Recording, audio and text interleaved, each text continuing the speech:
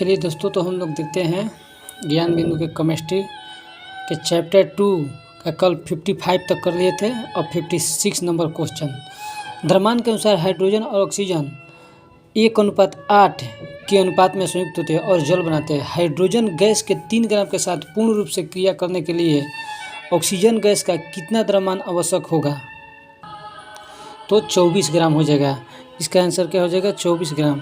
देखिए, हाइड्रोजन और ऑक्सीजन 1:8, तो 1 ग्राम हाइड्रोजन बराबर 8 ग्राम ऑक्सीजन, तो 3 ग्राम हाइड्रोजन बराबर 8 × 3 बराबर 24। इसी तरह सोडियम तत्व का लैटिन नाम क्या है? नेट्रियम है। सोडियम तत्व का लैटिन नाम क्या है? नेट्रियम है। D answer. हाइड्राग्राइरम किस तत्व का लैटिन नाम है? मरकरी का। हाइड्राग्राइरम किस तत्व का लैटिन नाम है? मरकरी का। कैल्शियम कार्बोनेट के 10 ग्राम पूर्ण रूप से अपघटित होकर 5.6 ग्राम कैल्शियम ऑक्साइड बनाते हैं। शेष कार्बन डाइऑक्साइड गैस मुक्त होती है। मुक्त हुए कार्बन डाइऑक्साइड का द्रव्यमान कितना होगा? इसका हो जाएगा 4.4। इसको बनाएगा 4.4। ये CaCO3, देखिए CaCO3 और CaCO प्लस CO2, तो 10 ग्राम बराबर 5.6 ग्राम, तो 10 ग्राम बराबर 5.6। इसमें से घटा दीजिएगा 10 में से 5.6, तो इतना आ जाएगा 4.4। डाल्टन के तत्व के प्रतीक चिन्ह में हाइड्रोजन का प्रतीक था।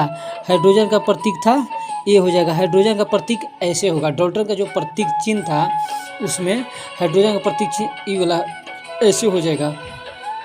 ठीक, ये हो जाएगा फास्फोरस का। देखिए, ये किस तत्व की प्रतीक है? ये जो है सल्फर का है, ये सल्फर का है, और ये ऑक्सीजन का है। चलिए, मैग्नीशियम ऑक्सीजन द्रव्यमान के अनुसार 3.2 के अनुपात में संयोग करके मैग्नीशियम ऑक्साइड बनाते हैं। मैग्नीशियम के 24 ग्राम के साथ पूर्ण रूप से क्रिया करने के लिए ऑक्सीजन गैस के कितने ग्राम की आवश्यकता होगी? हो जाएगा 16 ग्राम की आवश्यकता होगी। MgO 3.2, अगर 3 पे 40 दिया है, 3 पे दिया कितना 24, तो 8 गुना है, तो इससे भी 8 गुना कर देंगे तो कितना आ जाएगा? 16 आ जाएगा। किसी अणु में उपस्थित परमाणुओं के संगठन को व्यक्त किया जा सकता है रासायनिक सूत्र से। कैसे व्यक्त किया जाता है? किसी अणु में उपस्थित परमाणुओं के संगठन को व्यक्त किया जा सकता है रासायनिक सूत्र से। चलिए, यदि विभिन्न स्रोतों के लिए गए शुद्ध जल के 100 ग्राम को विद्युत प्रवाहित कर अपघटित किया जाता है, सदैव हाइड्रोजन के 11 ग्राम और ऑक्सीजन के 89 ग्राम प्राप्त होते हैं। इस कथन द्वारा कौन से रासायनिक नियम प्रदर्शित होते हैं? तो इस निश्चित अनुपात का नियम प्रदर्शित होते हैं। किस प्राचीन भारतीय दार्शनिक ने सुझाव दिया कि संपूर्ण द्रव्य बहुत ही छोटे कणों से संगठित होता है? कनाद ने। कौन दिए थे? कनाद ने दिए थे। एल्युमिनियम। अच्छा, चलिए आइए 66। कैल्शियम का परमाणु द्रव्यमान 40 AMU है, तो कैल्शियम के 5 ग्राम में कितने मोल होंगे? 0.125 मोल। इसको बना लीजिएगा 0. एल्युमिनियम परमाणु के मोल का द्रव्यमान कितना होता है? एल्युमिनियम कितना होता है? 27 AMU, तो 1 ग्राम, तो 1 मोल का, तो एल्युमिनियम परमाणु के मोल का द्रव्यमान कितना होगा? 108 ग्राम। सोडियम का परमाणु द्रव्यमान 23 AMU हो और 5.75 ग्राम सोडियम में मोलों की संख्या होगी 0.25। ये आप लोग बना लीजिएगा, ये वाला हम सब बताते हैं। यदि कार्बन परमाणु के 1 मोल का भार 12 ग्राम है, कार्बन के 1 परमाणु का ग्रामों में द्रव्यमान होगा। ग्राम में द्रव्यमान अगर पूछेगा तो कितना होगा? 1.99 गुना 10⁻⁻23 ग्राम होगा। निम्नलिखित में कौन सा विकल्प सही सुमेलित नहीं है? 1 मोल सोडियम बराबर 30 ग्राम होता है, सही है। 2 मोल क्लोरीन बराबर 71 ग्राम होता है, ठीक है। 4 मोल पारा बराबर 800 ग्राम होता है। 3 मोल कॉपर बराबर 310 ग्राम नहीं, 63.53। अब देखते हैं, 2.8 ग्राम भार के आयरन के टुकड़े में आयरन परमाणु की संख्या कितनी होगी? 3.011 गुना 10⁻22। अगर कार्बन के 1 ग्राम में उपस्थित कुल परमाणु की संख्या n है, तो मैग्नीशियम के 1 ग्राम में कुल परमाणु की संख्या कितनी होगी? n/2। 12.04 गुना 10⁻23 अणु अमोनिया में मोलों की संख्या कितनी होगी? 2 मोल होगा। 0.5 मोल हाइड्रोजन में अणुओं की संख्या क्या है? 3 × 0 1 × 10⁻23। 1 मोल CO2 में है 6.02 गुना 10⁻23 कार्बन परमाणु।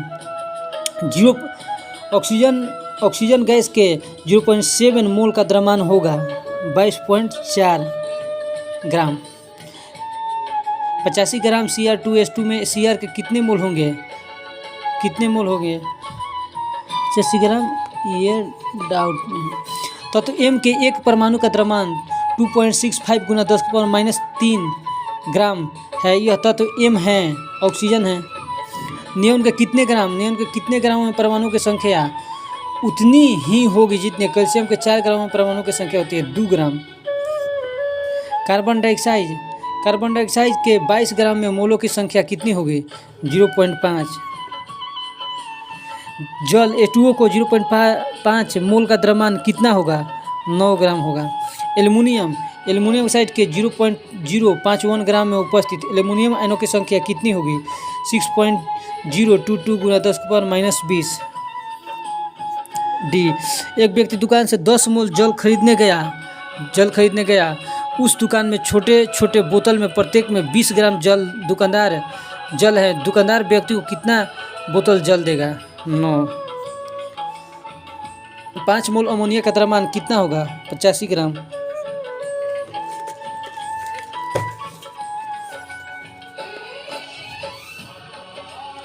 सोडियम कार्बोनेट Na2CO3 के 5 मोल का द्रव्यमान कितना होगा 530 ग्राम होगा।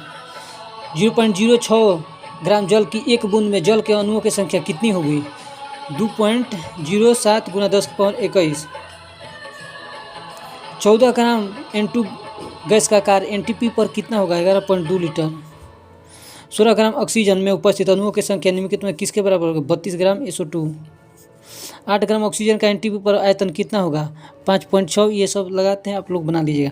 निम्नलिखित में किसका NTP पर सबसे अधिक आयतन होगा 34 ग्राम NH3 का। इसमें जो भी दिया है उससे 34 ग्राम NH3 पर। सल्फर डाइऑक्साइड के 12.044 गुना 10⁻22 अणुओं के मोल होंगे 0.2 मोल होंगे। नाइट्रोजन गैस के 0.03 गुना 10⁻24 अणुओं का द्रव्यमान कितना होगा 140 ग्राम होगा। 160 ग्राम सोडियम हाइड्रोक्साइड कितना मोल होगा 4 मोल। जिंक का परमाणु द्रव्यमान 16.41 MU है तो 2.42 मोल जिंक का द्रव्यमान में कितना होगा सी नंबर। इसका आंसर हो जाएगा सी। मानक ताप पर दाब पर 20 ग्राम हाइड्रोजन गैस का लीटर में आयतन कितना होगा 24 लीटर। 294 ग्राम H2SO4 में सल्फर के कितने मोल हैं 3 मोल हैं। 1 केजी पोटेशियम नाइट्रेट में उपस्थित ऑक्सीजन का द्रव्यमान कितना होगा 475.2। 1 मोल में CaCO3 में Ca की प्रतिशत मात्रा कितनी होगी नहीं मालूम। 1 मोल में H2SO4 में Ac की मात्रा कितनी होगी 32.65%। एवोगाड्रो नियतांक का मान कितना होता है तो 6.022 गुना 10⁻23।